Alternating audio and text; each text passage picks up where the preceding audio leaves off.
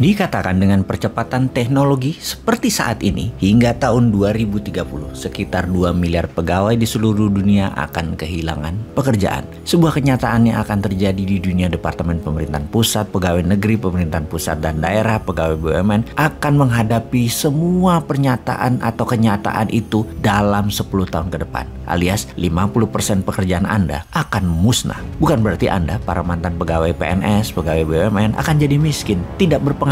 Tidak, mungkin malah lebih besar dari penghasilan Anda saat ini. Namun pastinya profesi Anda yang berubah. Sahabat, kita adalah manusia yang taat pada mimpi kita, bukan taat pada profesi tertentu. Mimpi kita mengajari anak misalnya, tidak selamanya kita harus jadi guru. Kemudian profesi kita melayani publik, tidak selamanya harus jadi pegawai negeri atau pejabat daerah. Kalau kebutuhan pegawai negeri sipil berkurang hingga 50% dalam 5 tahun ke depan, maka melayani masyarakat bisa dengan profesi swasta lainnya. Karena sekali lagi, di seluruh dunia 2 miliar profesi akan hilang dalam 10 tahun ke depan, akan digantikan yang lebih keren dan lebih menguntungkan. Sungguh, itu adalah sebuah kepastian. Yang jadi masalah adalah kemampuan Anda beradaptasi bisa atau tidak. Ingat, uang itu selalu tetap bahkan bertambah. Jika orang kaya miskin itu ternyata semakin jauh jaraknya, bukan karena uang beredarnya sedikit, namun pindah cara mendapatkan uangnya, pindah pasarnya, dan beberapa orang pandai memanfaatkan peluang tersebut hingga dia menjadi lebih kaya, dan yang lain tidak bisa melihat peluang tersebut sehingga menjadi lebih miskin. Itulah kesannya orang kaya dan jurang orang miskin semakin jauh jaraknya, tapi tidak karena uang beredar sedikit sekali lagi, tapi karena cara mendapatkan uangnya berbeda dan orang kaya tersebut berhasil tahu cara mendapatkannya. Saat ini orang yang kaya itu banyak,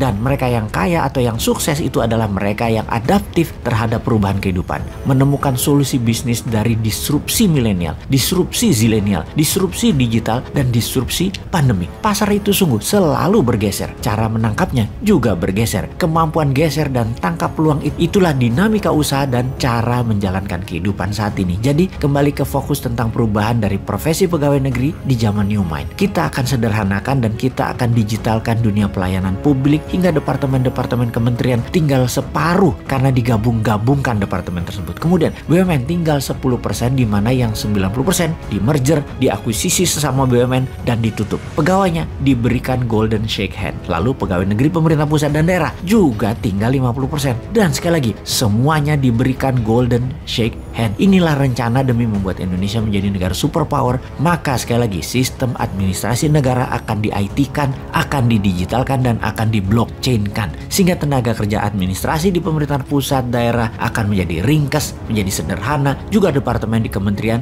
serta pegawai BUMN. Pastinya BUMN bukan lagi senjata ekonomi yang akan menjadikan rakyat Indonesia hanya pasar. BUMN bukan lagi kompetitornya UKM. BUMN bukan lagi akan di bawah kementerian. BUMN bukan lagi tempat para pengangguran, pemenang sukses pemilu. BUMN bukan lagi raja impor pembuang dolar, tetapi BUMN menjadi sarana agen perubahan yang mana jumlah pegawainya hanya sedikit karena semuanya berbasis IT. Pastinya ada 3 juta orang akan mendapatkan golden shake hand, pesangon, uang tali kasih. Bagaimana menghitung dan berapa yang mereka dapat? Cara perhitungan golden shake hand adalah lama kerja dikali 20 dikali gaji terakhir. Misalnya gajinya 5 juta sebulan. Lama kerja 10 tahun. Maka rumusnya adalah 10 tahun dikali 20 atau 200 dikali 5 juta. Maka dia akan mendapatkan 1 miliar rupiah. Sekali lagi, dia akan mendapatkan 1 miliar rupiah. Total dalam 5 tahun akan ada 3 juta pegawai, di mana negara akan menyediakan anggaran berjumlah 3.000 triliun untuk golden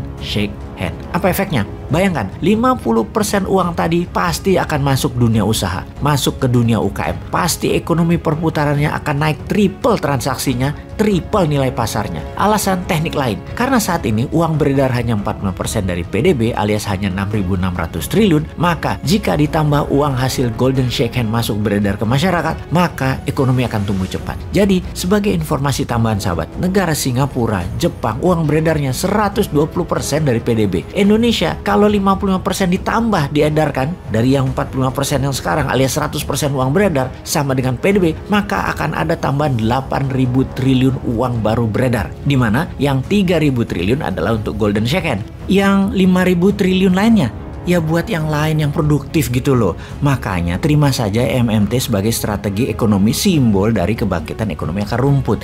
Printing money masih terbuka luas berbasis PDB. Nanti cetak uang berikutnya baru berbasis sumber daya alam atau sovereign wealth fund. Itu juga sudah ada grand plan-nya. Sabar satu-satu ya.